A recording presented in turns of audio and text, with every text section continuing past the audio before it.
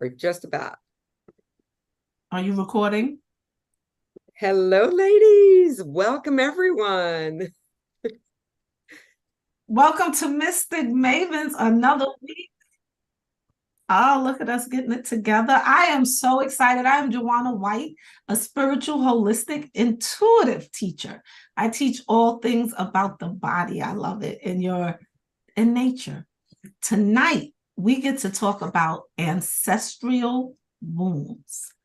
And let me tell you, sometimes things in our bodies show up and we don't even know why. And sometimes it's that ancestral wound. So I am excited because I feel like things are coming up now and we get to talk about it tonight. And clear it. Clear that stuff. So, I will continue. And I am Claudia Rocafort. Welcome, everyone. We are the Mystic Mavens. It is our pleasure to be here with you tonight. And as Joanna, my soul sister, was sharing, this is a pretty juicy one. So, ancestral wounds, right? What does that mean on all the levels? I am a business coach, an ICF certified life coach. But what most people didn't know about me until recently is that I have spent the last 35 years of my life working on different spiritual modalities. And as of next week, I will be finally literally ordained as a spiritual minister. So Congratulations. That's very excited exciting. about this. Thank you. And on that note, I am here to support you and everyone on any spiritual facilitation and clearing whatever may be in the way of you achieving your dreams and goals. Now, having said that, my sister Kathy is going to start us on this amazing talk. Kathy, take it away.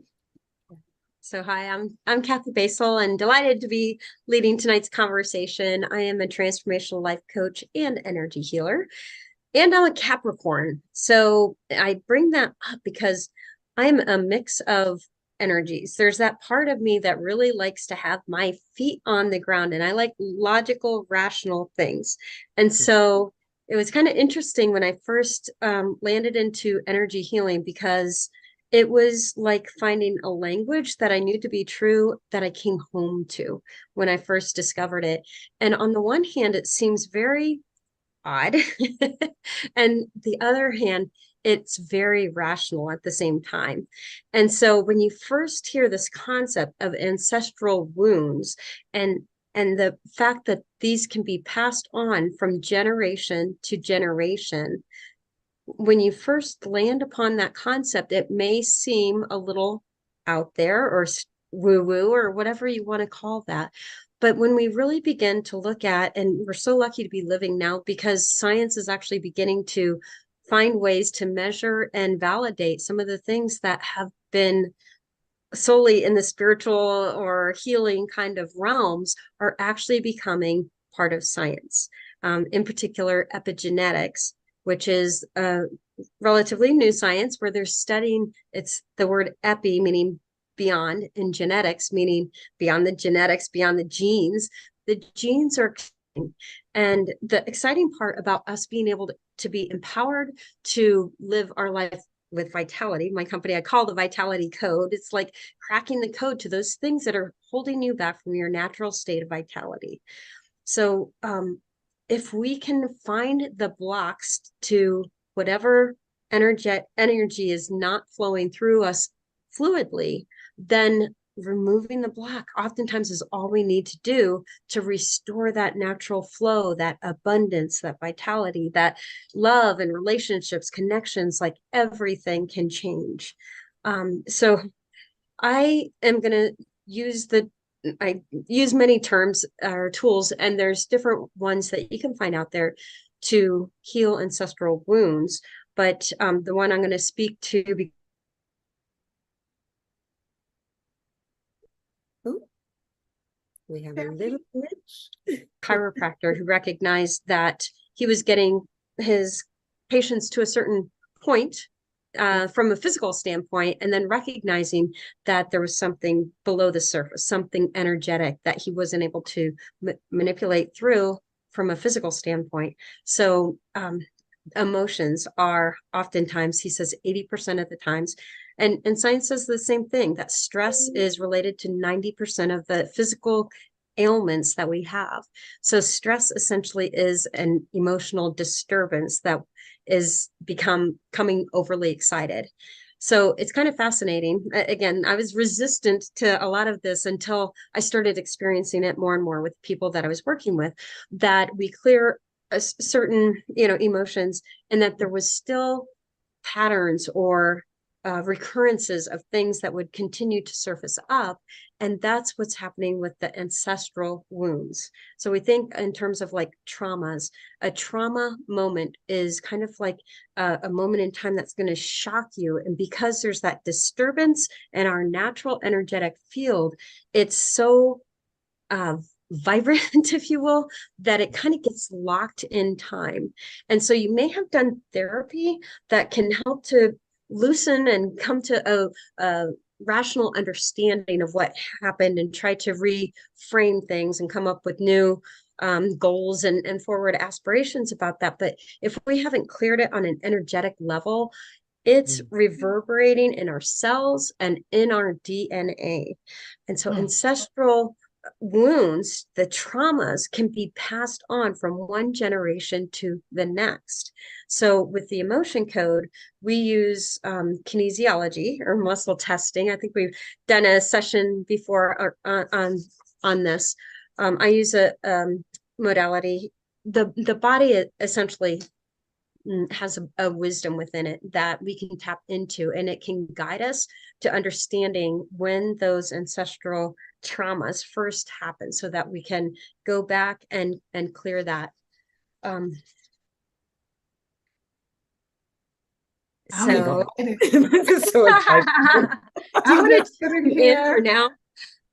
I'm just sitting here waiting. Oh my gosh, I'm so excited about this. And I'm excited because like Claudia, many years of studying and there's just different stages. So no matter, you may think I've gotten it cleared before, it's just another stage. And I feel like where I'm at right now, this stage is just so necessary for the growth that I'm asking for, that I'm, when we ask these questions and sometimes we feel like the universe is not hearing us, but we just need to remove or clear the block, which is our own limiting belief, which is something that we're holding on to. And I'm just excited to clear it and to know that it needs to be cleared. Because what I love is no matter how much you know, you need somebody to help you. That extra hand, that extra push is just necessary. So I appreciate you ladies for the push and for the clearing that's happening tonight. And let's set that intention for everybody who's watching. If you have that desire, if you have an inkling that there's something within you that seems like a pattern that just keeps and let me give you something that's super like tactile, that alcoholism is a response to trauma.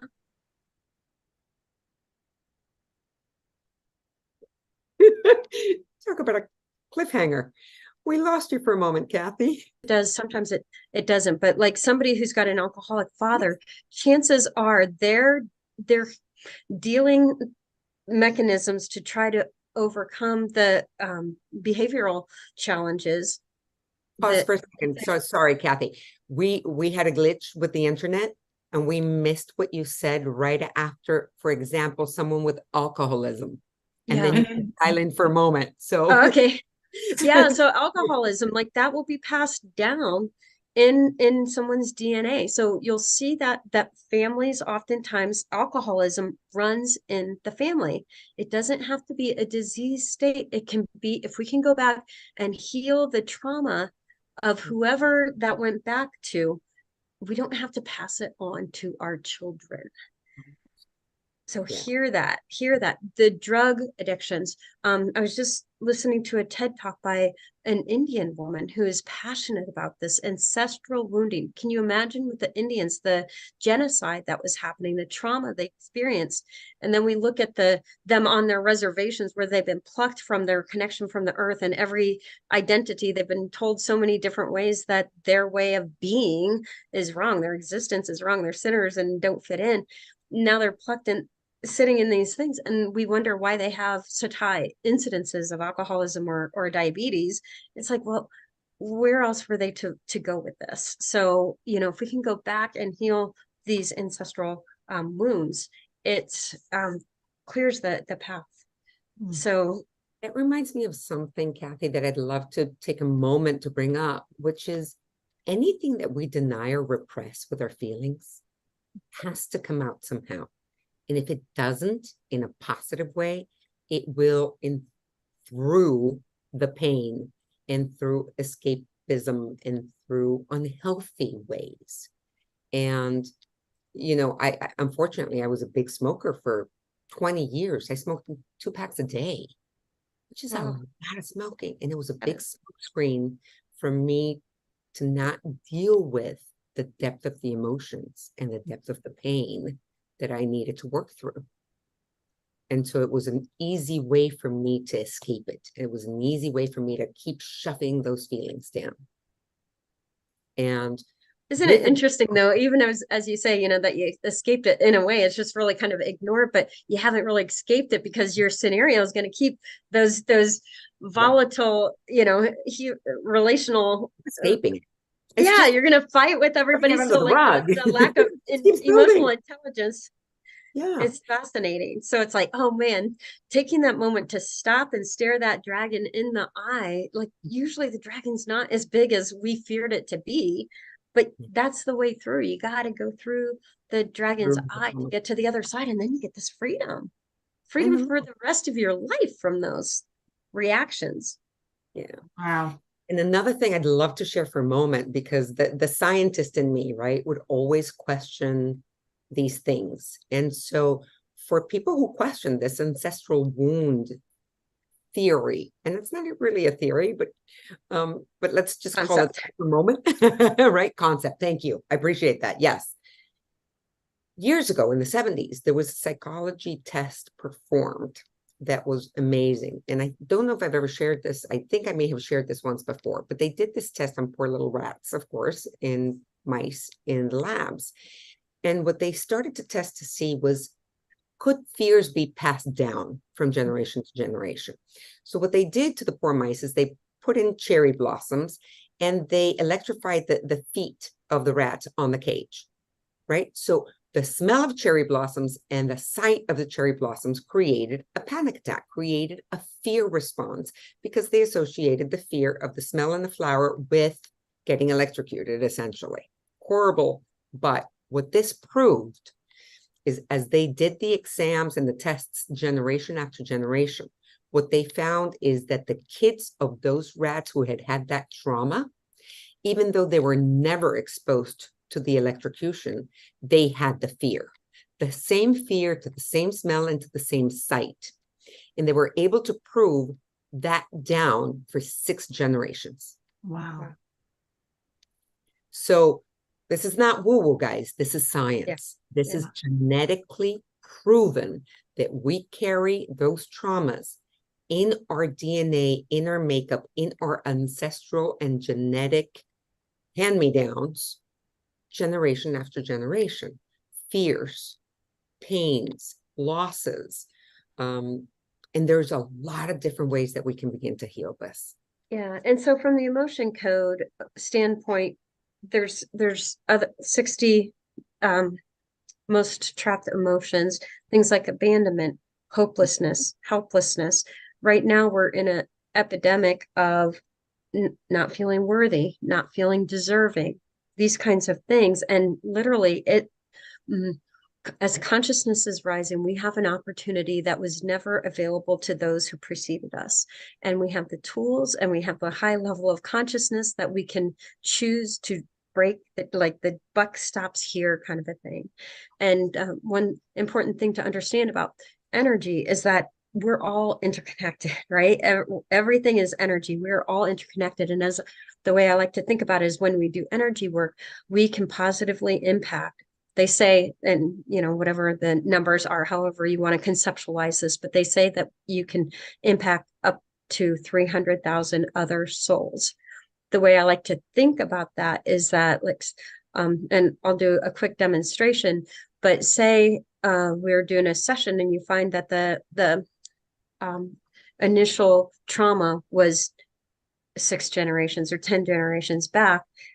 Just think of that. It's not just that person that experienced the trauma. So if somebody, let's say an Indian, whatever, what saw his parents killed, that trauma, it's not just that child, everybody he impacted along the way, that hurt, that fear, that shock, that despair is impacting others in small or large ways. I like to think that we get to collect all those souls, and I like to call them right into the room when I'm doing that session, and they are cheering us on because they do not want to see this continued despair or hopelessness or anxiety passed on generation after generation, just like you wouldn't want it passed on to your own kids. They're here cheering us on. And I like to invite them into the room, and you'll feel them when you're doing a session. You can just feel the room getting full or warm, or however you sense into it. But we can do this right now. So Miss Joanna, I asked her ahead of time if she would be open to doing a quick session. I use kinesiology in a way like this. This is the same kind of technique like muscle testing. If you've ever been to a chiropractor, the philosophy is that our body knows the truth. And if we ask yes or no questions of the body, if it's a yes question, it'll your arm will stay straight, or in this case, the ring finger will stay tight. I'm trying to break it. That's a no. If it's strong, that's a yes. And so very, very first, I'm going to call in our healing agents, whoever they may be. Some people have different types of, angels, whoever you want it to call in. It doesn't matter. I call in my own. Joanna, feel free. And I'm asking the questions. May I tap in as you, Joanna? Of course. So essentially, my subconscious is going to tap into yours, and now I can ask on behalf of you. Is my name Joanna? Is my name Kathy for now? All right. So is there an emotion that can be released? Actually, let's ask if there is an emotion that's tied to a generational wound. Is there? And so I've got a chart of, and I'll post this in the link if anybody's interested, but chart is it an A or B, the odd, and even 2, 4, 6, 6. So I'm smiling because the ones that are coming up are the ones that just seem so universal right now. So it's unworthy and worthless. And so let's ask how many generations? 1, 2, 3. Is it? Oh, yours is new. 3 generations back. So is it mom's, or it seems on the dad's side? Okay. And from the racial standpoint, I can only imagine how hard it can be to be a Black person in this society here. And anyways, that could be a whole thing in and of itself. The prejudice and the everything that you are exposed to that we don't even have to worry about. So if there was unworthiness and worthless, is there anything more we need to know about it? A lot of times there's not. We don't have to understand the scenario of like this was happening to my granddad when it's an energy. So if we can just set the intention to gather that energy within the body, and then the tool I use is just a simple set of magnets, and I run it across the governing meridian to release that for 10 times. And just setting the intention that this is released. And this is what I'm saying. You can probably find all kinds of different techniques. This is just one that I use because I believe it's fast, it's efficient, and it's thorough. So with love and intention, we release this trapped emotion. I like to say everything it represents, inviting all these 300,000 other souls into this room. Anybody who's felt unworthy or worthless at any point in time, let's get this with love and intention. and everything it represents through all time, space, all dimensions, and all bodies. I'm going to do it 3 more times with love and intention, releasing the trapped emotion of unworthy and worthless and everything it represents through all time and space.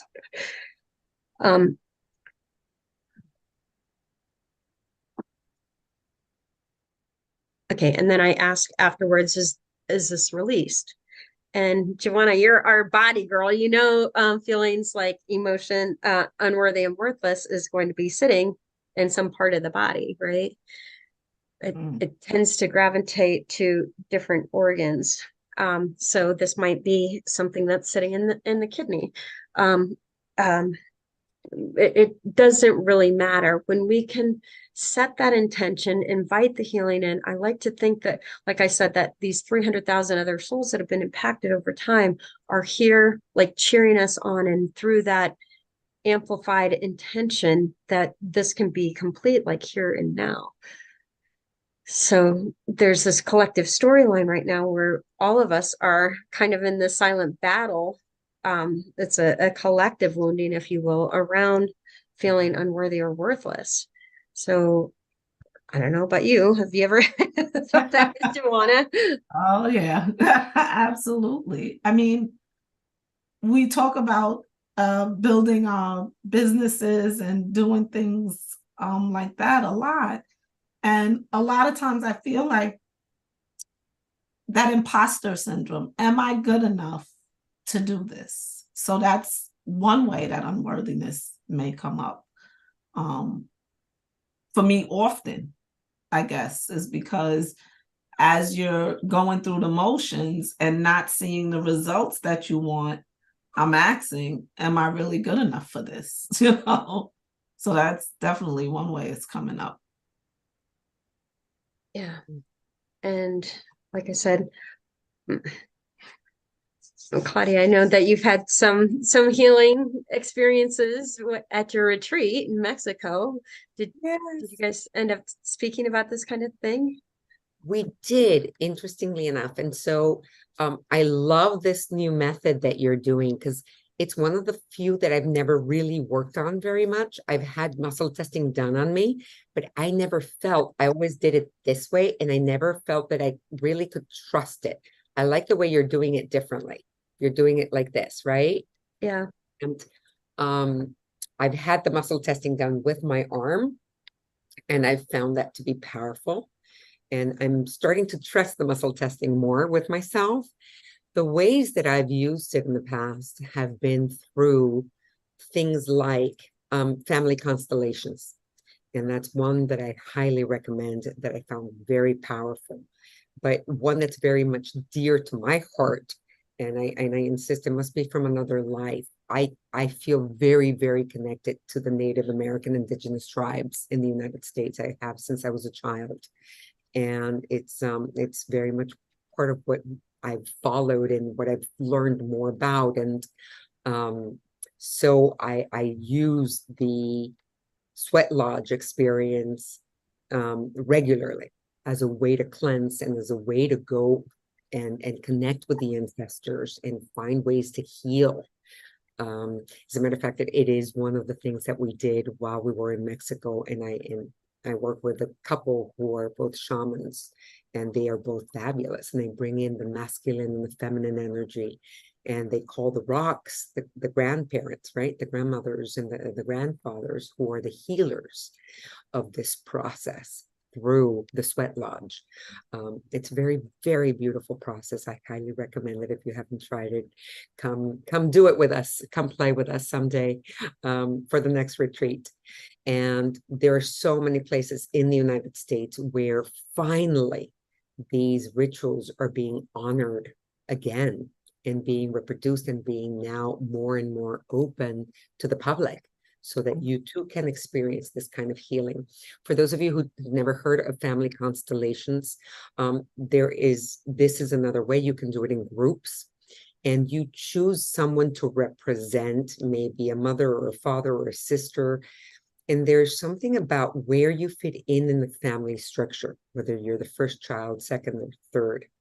I didn't know that my mom had had a miscarriage, for example. And I found out much later in life, Well, it turns out that I thought that I was the third child on my dad's side and the first child on my mom's, but I wasn't. In that positioning, in that family structure, shifts and changes your energy within the family. And it was interesting to experience that. And it cleared some things in my path. And interestingly enough, once I did my first family constellation, within the year, I was pregnant with my son. So miracles happen in different ways. We carry all of these things consciously or unconsciously. So I love to welcome people. How do you explore maybe what's holding you back, right? What if you have dreams that you wanted, but they haven't happened? So for me, it's been about finding a romantic partner, for example, right? And then I realized that there were two other women in my life and in my family who've never been married. So is that ancestral?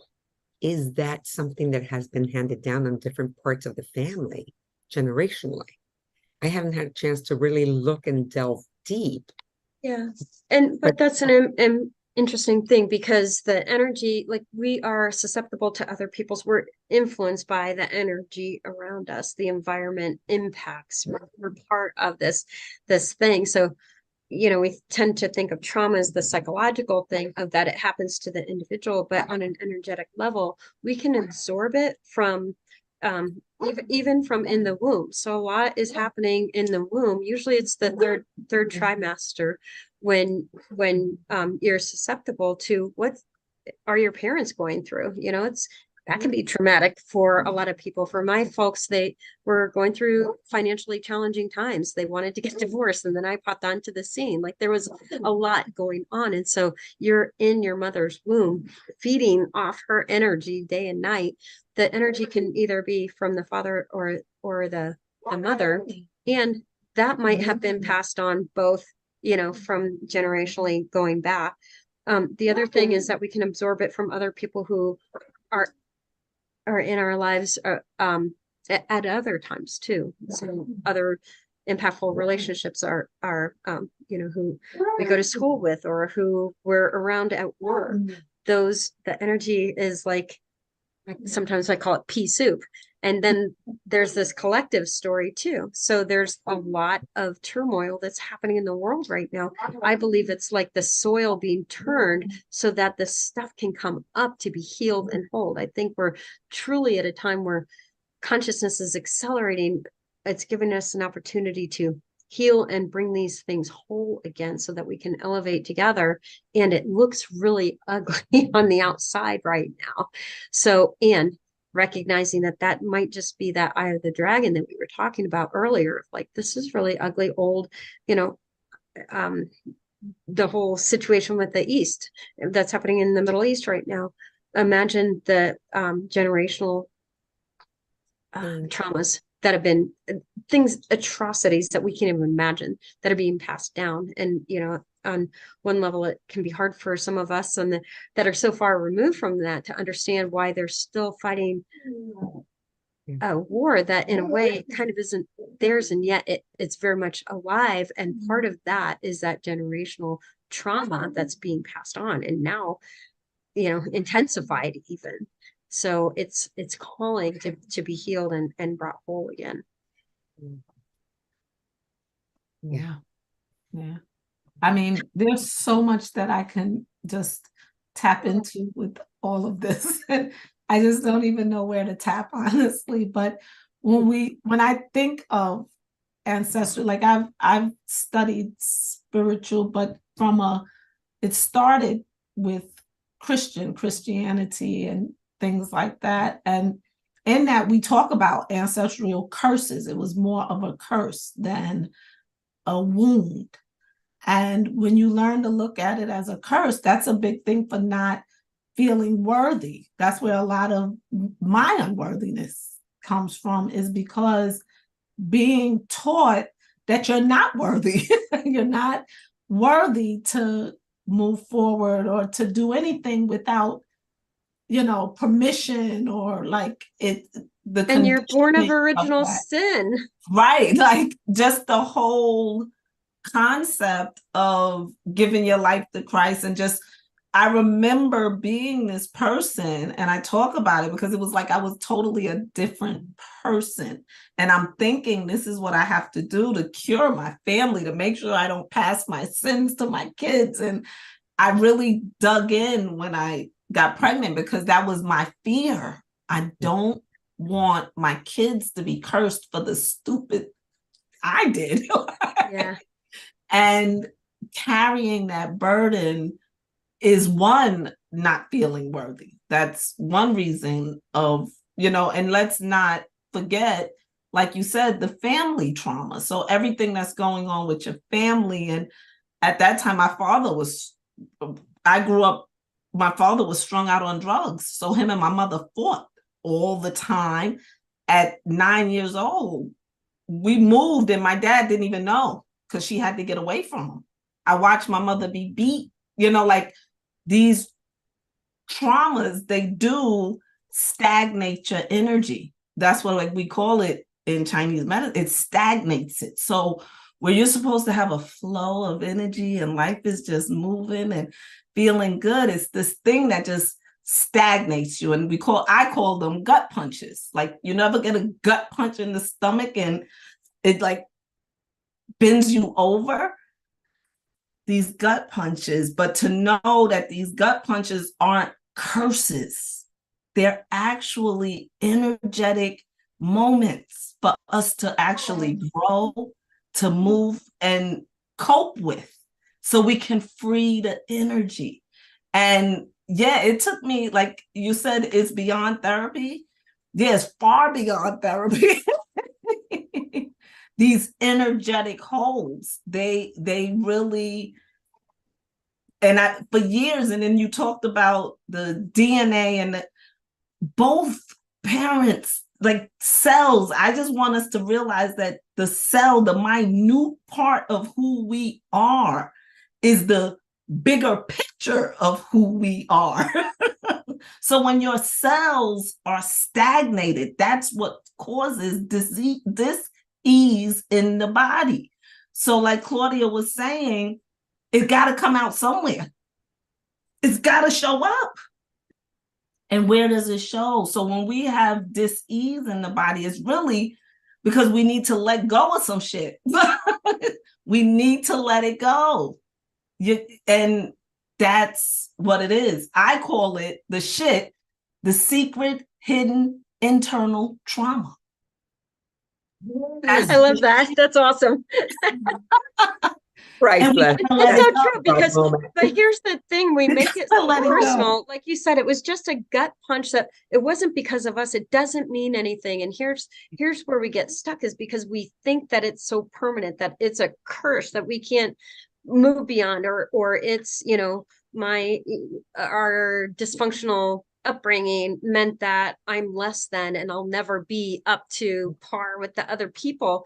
That was someone else's opinion at a moment in time. At this moment in time, you have the ability to look that as and recognize that it's all energy. We can transmute that. We can transcend those old stories, and so they don't have to hold you down anymore. And so any healing, we talked about that, you mentioned fear. It's like, look around our world and look how prolific fear is. Talk about pea soup. I mean, it is everywhere. So I think it's more important than ever that we get really like radical about our self-love and grounding in that, nurturing that love garden within our own hearts, so that we can come from that space, making sure that when we make decisions and choices in our lives, that we bring it from our thinking brain that we've been conditioned in this society to be smart and rational, bring it into that heart space, amplify that with love, and make that choice from there. Sometimes it's irrational, it doesn't make sense, but forgiveness is like one of the greatest things that you can do, a tonic to help free yourself of those old cycles that held you to old stories and drama lines and trauma stories that were repeat over and over again, if you're holding on to those old stories, you've got that within you, and you're going to continue to attract from that lower vibration, and your life is going to stay in those lower drama stories over and over again. We must let go. So whether that's an old generational ancestral thing that was never, we had nothing to do with that, but it's somehow still it's still present, that it's reverberating in our aura field, and that's the point that we just can't seem to break through. So emotion code is an amazing thing. You can do virtual sessions, practitioners all over the place, and it's deep and quick and no crying needed. It's like, it's not even personal. It wasn't even ours. And yet you can get this felt sense of the freedom, the celebration that's going on, because these 100,000, 300,000 other souls were just liberated from these cycles. It's like, oh, we didn't want to pass that on anymore. And it's really for us to find that, that audacity to stand and say, you know what, that old story doesn't fly anymore. So I'm taking a stand right now to change, to call in whatever, when one of your favorite lines, Joanna, when the student's ready, the teacher will appear. Ask, what is it that I need? Who do I need to call in to support me next, and allow that person to come in and facilitate this for you. Because like you said, Joanna, it's not necessarily, we can take it so far within ourselves. And I highly, read the books, like do the work, and at the same time, find some facilitation, because we get to. And thank you for all those who are delving into this, because you are making this ripple effect that we get to begin cleaning up those old, I'm just thinking of it, spilled milk. It's just like, okay, a lot of this stuff was passed down unintentionally, or, gosh, had they known, like, they wouldn't have chosen that. But now we can go back and clean up that spilled milk. And when we let it go, it goes back backwards, and it goes forwards, that healing light that you're sending out into the world. And that's really powerful. This concept that it goes backwards and it goes forwards, right? I don't want to pass on these things to my kid. I don't want that to be passed down to my grandkids. So I decided that whatever patterns were happening in my family, the buck stops here. I was going to clear this up for me. I was going to clear this up for my kid. I was going to start kind of looking at all the corners and all the rugs and start sweeping underneath them, right? Now, we also talk about, yes, there's a very altruistic and very beautiful desire, right, in clearing these things up. And when that trauma is 3 generations back, it's easy. When the trauma is present, it's here, it's very hard. And we know, and we understand, and we take that into consideration, right? I mean, what you were saying about the stories, yes, that might be removed, but it's not removed for me. My son is affected. My brother was killed in the name of religion. My brother died on September 11th in the towers. That's not removed. That's very, very personal. And the people who believed that they were fighting for the right thing versus, you see, on both sides, the problem is no matter where you are born, that story, that trauma is going to be part of that cultural experience, right? And both sides to any equation have tremendous truth to support their story. Right. Tremendous pain to support their story. Tremendous history and experiences of trauma to support the perspective of he's the enemy. And what we are asking, and what was asked of me from my spiritual teacher, was understand they are you.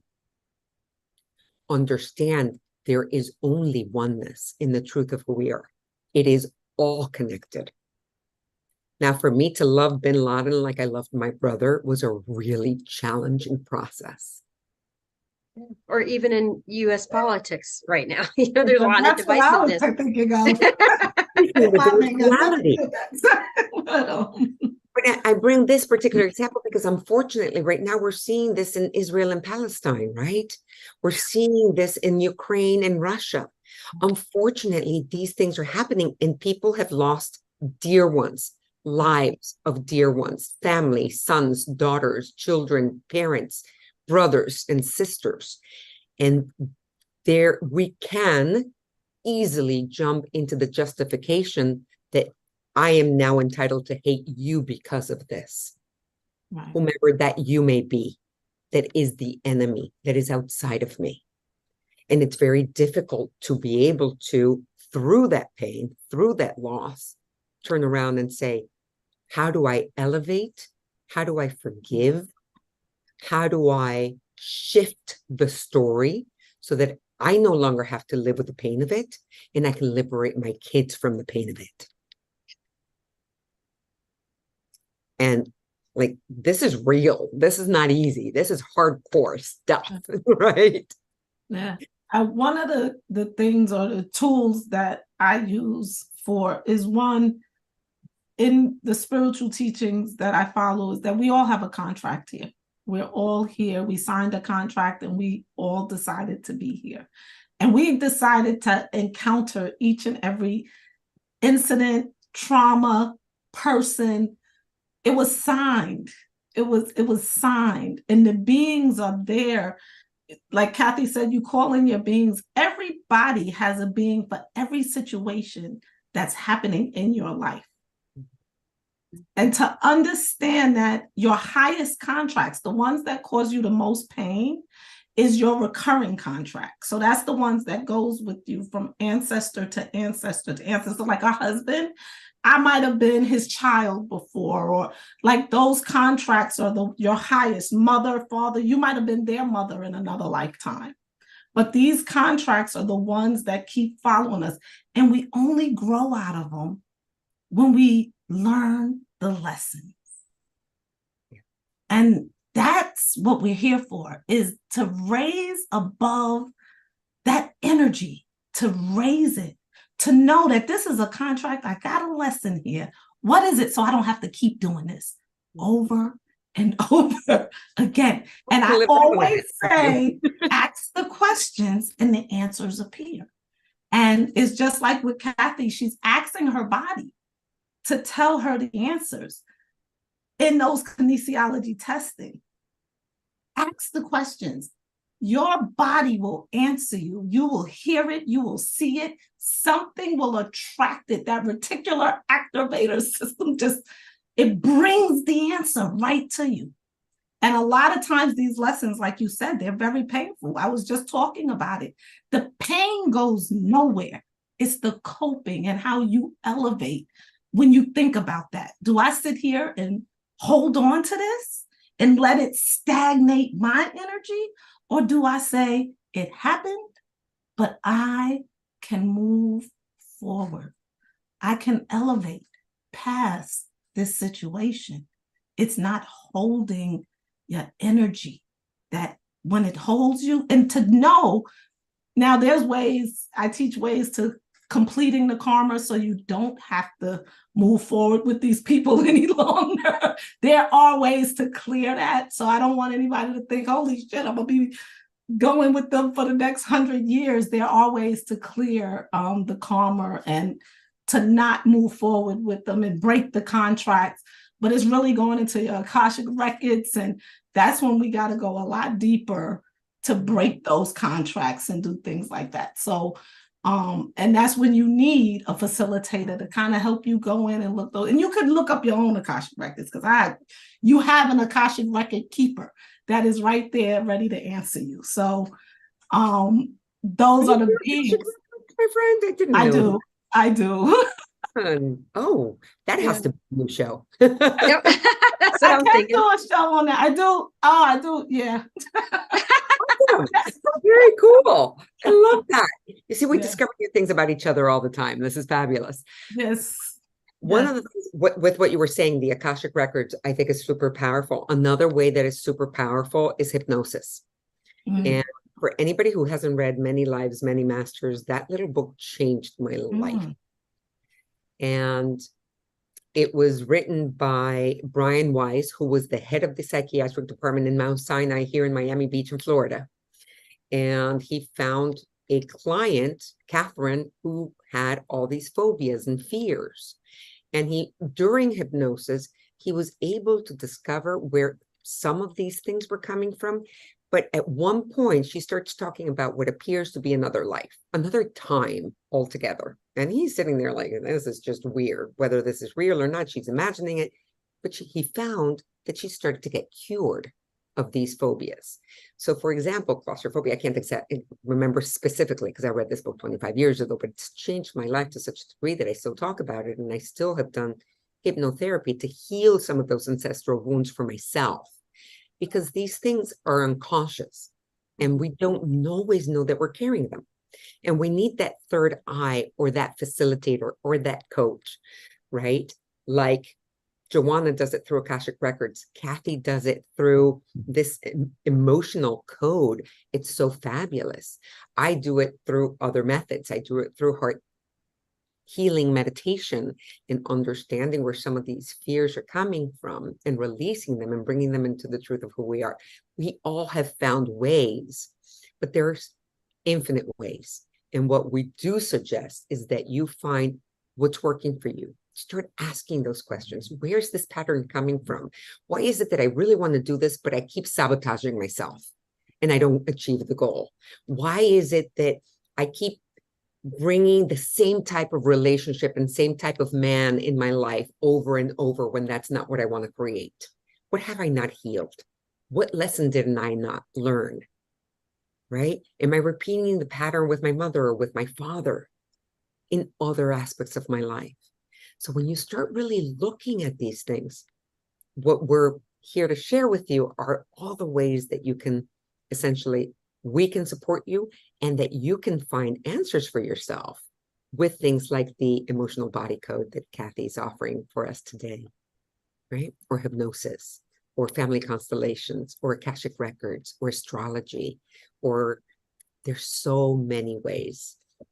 And really just the awareness that that ancestral bond. I did a program around Dia de los Muertos around Halloween. The Mexicans they honor their ancestry, and other cultures are much more tied and bring that into their way of being. So we have both positive and negative influences from the past. So we're talking right now about the ancestral wounds, but when you clear some of that too and begin to cultivate a relationship with the ancestors and cultivate the wisdom too. So it's not just trauma that can be passed down, but what wisdom can we tap into that wasn't in our immediate environment that we can actually cultivate because it's within us in some way.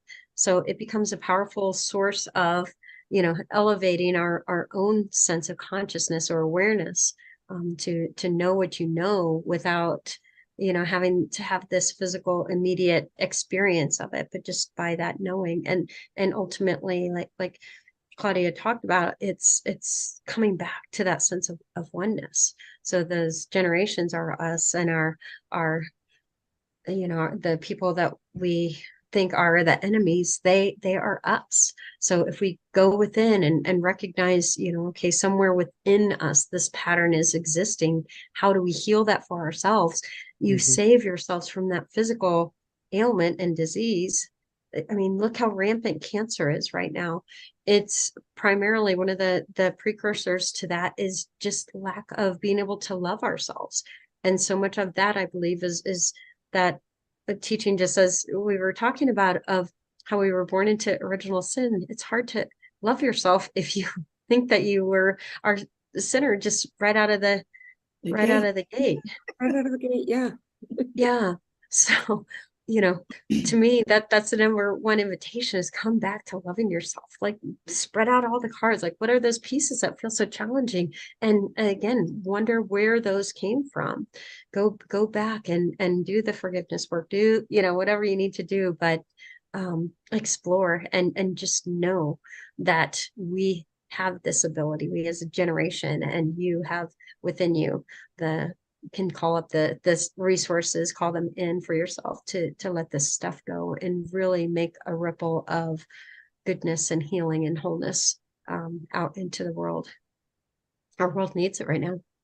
Yeah. There's something that you touched upon, in terms of original sin, Kathy, that I'd love to touch upon and expand a tiny bit, which is there's so much beauty in religion, right? There's so many beautiful teachings and metaphors, parables, but it wasn't always meant to be word for word. There were metaphors and parables, and sometimes it has been taught word for word, or we forget that some of these things are metaphors.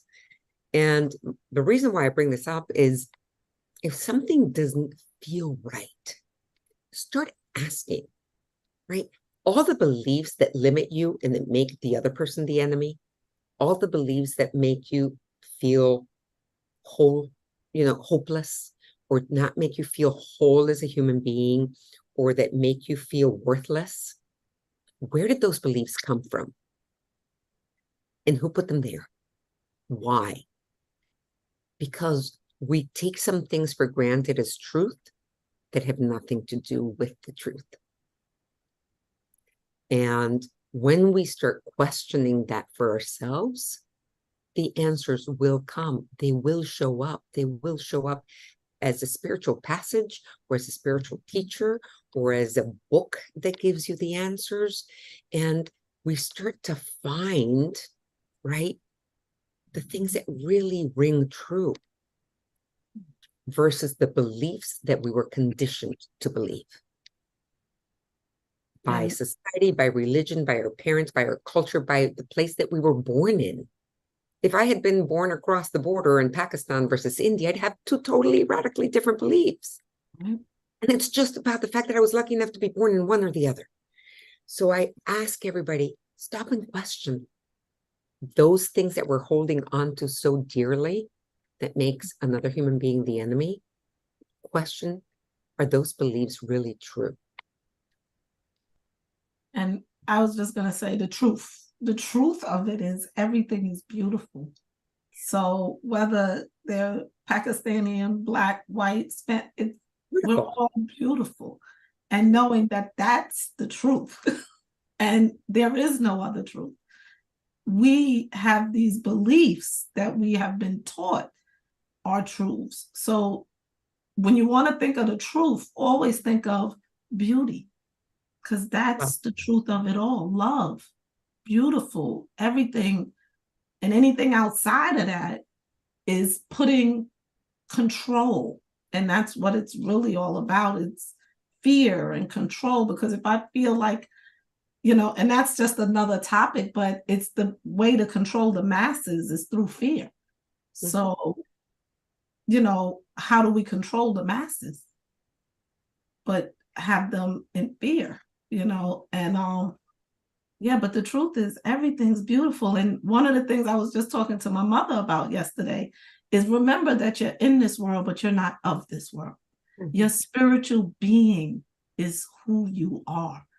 So when you start thinking, like Claudia said, and questioning things, remember you're here, but you're not really of this. Mm-hmm. Everything else is outside of this, of who you really are. So that's what you're really questioning. And out there, it's all beauty and love. All of it.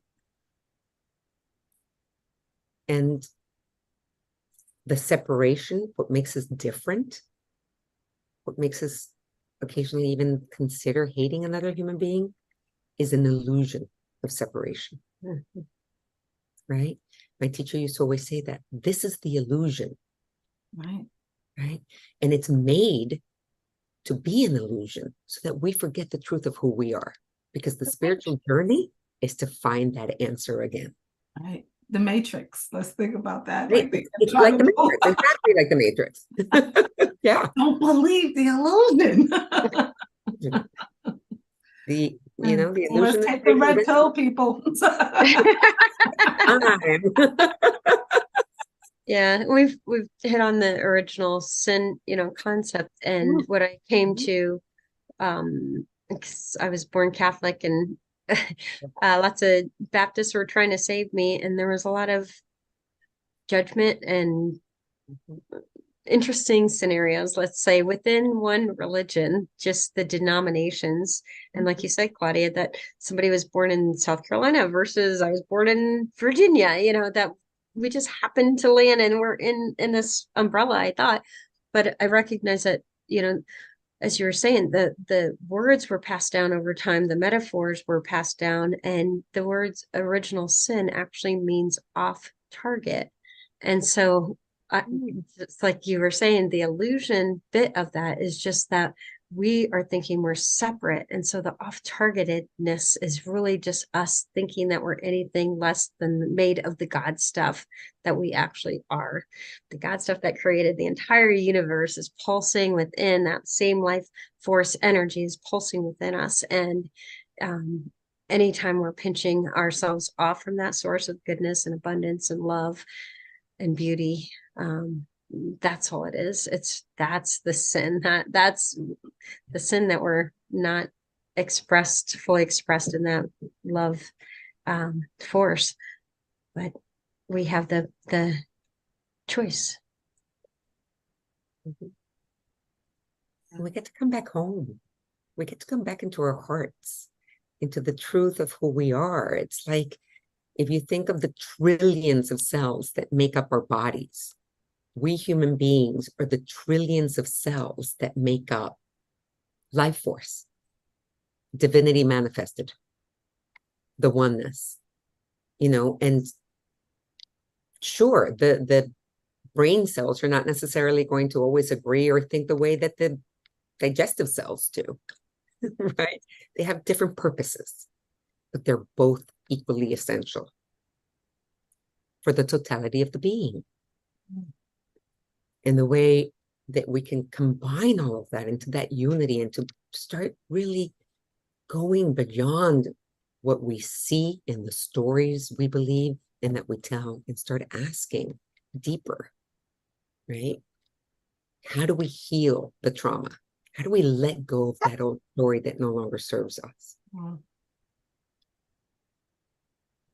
One of my favorite questions is just, and you kind of said it earlier, Claudia, is just, who does this belong to? If there's a place, an energy within you, anger, is there a hopelessness? Just ask, who does this belong to? And if it feels a sense of lightness, like a separation from your own being, it's like it's something that never belonged to you. So what if you could just simply, create your own release statement? I did access consciousness, and there's this little weird, good, bad, right, wrong, pod, poc, all nine shorts, boys and beyonds. But what if you could just cast it off? What I release and dissolve this for all time. Just allow yourself to separate from, so that you open up that 1% of perspective to consider something else.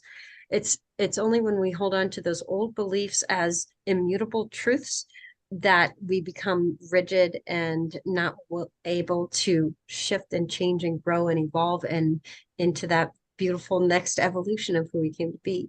So just allow yourself to kind of sit in the question with everything. What if you could question every belief that you had and just say, who does that belong to? Is that true for me now? Maybe it was true up until now, or I held on to it as true up until now, and that served me. But what if it doesn't any longer? Kind of packing your bag for this next version of you, this next chapter of your life. Does this go with me or not? And what if we didn't have to make it so significant of like, well, he did this to me, so I gotta have this heart wall. It's like, well, you know what? I'm divorced how many years, and I get to let that go now. Like, what if I could just, forgive all that and forgive myself and walk forward into this world with an open heart and love and who do I want to be? I want to be that emanation of loving kindness, and that's what I choose now. So You're here. Yes. I love that choice. Yeah. Thank you. I This honor is wonderful, ladies. It's So very good. powerful, guys. What an amazing conversation. It always goes in different ways than I ever imagined, and it's always such a treat. As you were sharing, Kathy, I was thinking, when we get wrapped in the story of the separation, the eye for an eye philosophy just leaves everybody blind. Right. Mm, wow. right? That's Yep. So yeah, we want to start being able to see another story and welcome another story. And that kind of leads a segue, unless you ladies have any words of wisdom you want to share before I move on to our next show. Anything to wrap this one up tonight? Feeling good and complete? Yes. I am so Awesome. good. All right. So, everyone, I hope you've enjoyed a phenomenal conversation tonight. The next conversation on December 21st is the perfect segue, actually, from tonight, because it's about a book that transformed my life called The Kabbalion. And it used to be a book that was handed down from initiate to initiate until it was published at the beginning of last century. And it is the 7 truths of spirituality that govern our universe. Many of the spiritual New Age books that we have seen since the 1990s are based on this book and the principles in this book. So we're going to be talking about these 7 amazing principles. And we could have days talking about them, but we're going to overview them so that you can gain these tools and start using some of these techniques to make your life a little easier, a little lighter, and a little better. So Look join forward us. to that. Yeah, good one. Thanks again for another juicy conversation, ladies. I love and adore Yes. you. Thank you. Wonderful conversation tonight. I Happy hope days. everyone enjoyed. Yes. Love and light, everyone.